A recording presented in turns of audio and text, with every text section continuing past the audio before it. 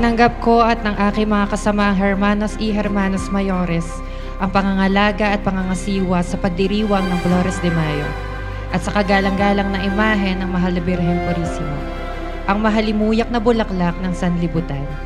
Malaki ang pasasalamat naman ng aking katuwang na Pangulo at ng aming mga kasama sa tinanggap naming responsibilidad para sa Diyos at sa Mahal na Birhen Purisima.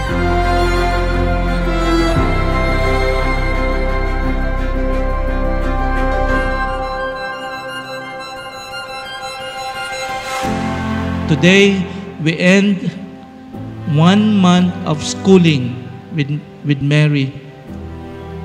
Tinatapos natin ngayon ang 1 buwang pag-aaral sa paaralan ni Maria. Graduate na kayo today. Yung mga mayores, graduate na kayo. You entered the school of Mary, May 1, May 31. Meron kayong 31 days to learn from her, to follow her example, to follow her virtues.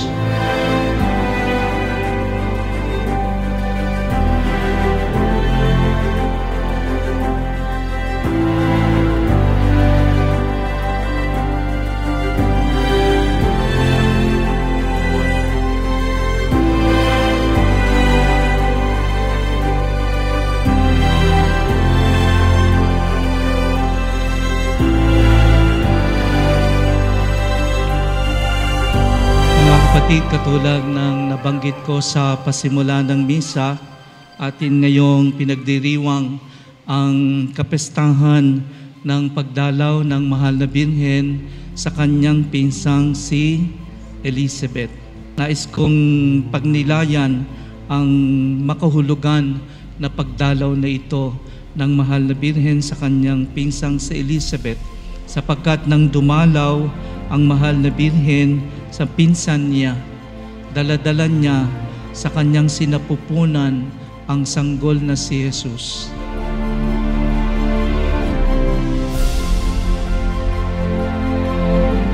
Minamahal na Kura Paroko, ako kasama ang aking mga kasamahang hermanos y hermanas mayores ay nagpapasalamat sa napakalaking biyaya sa pagdating ng Mahal na Birhen sa aming mga puso. Katulad ni Elizabeth, ang aming mga puso ay lubhang nagalak na sa kabila ng aming kababaan ay ninais niyang manatili sa amin.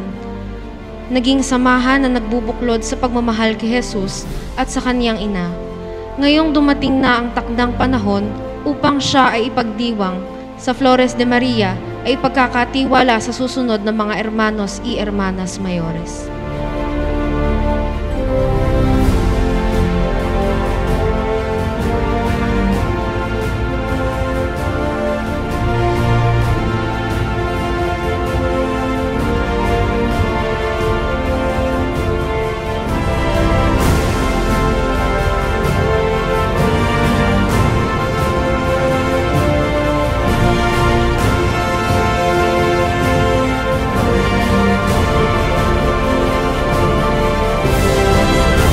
Sinabi sa ating ebanghelyo na ang Mahal na Birhen, the new ark, ay tumira kina Elizabeth ng 3 buwan sapagkat naglingkod si Mama Mary sa matandang sa Elizabeth na buntis noon.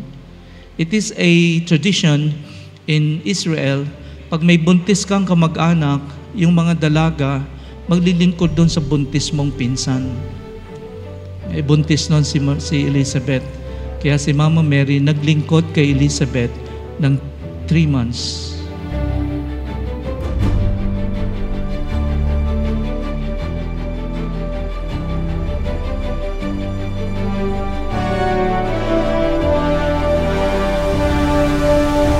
To follow her example, to follow her virtues, to imitate her maternity. Ano yung maternity niya? Yung pagiging mabunga. Gusto kong gamitin yon, the maternity of Mary. Pagiging nanay niya. Sana kayong mga babae maging nanay din, kahit kayo dalaga.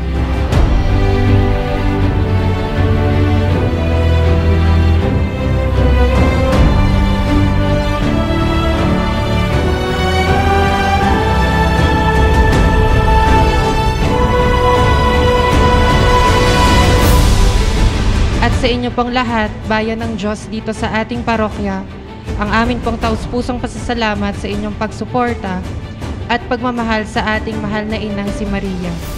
Hindi po namin ito maisa sa katuparan, kundi dahil sa inyong pakikiisa at lubos na pagmamahal sa ating Panginoon na siyang pinagmumulan ng lahat ng mga pagpapala sa ating araw-araw na buhay.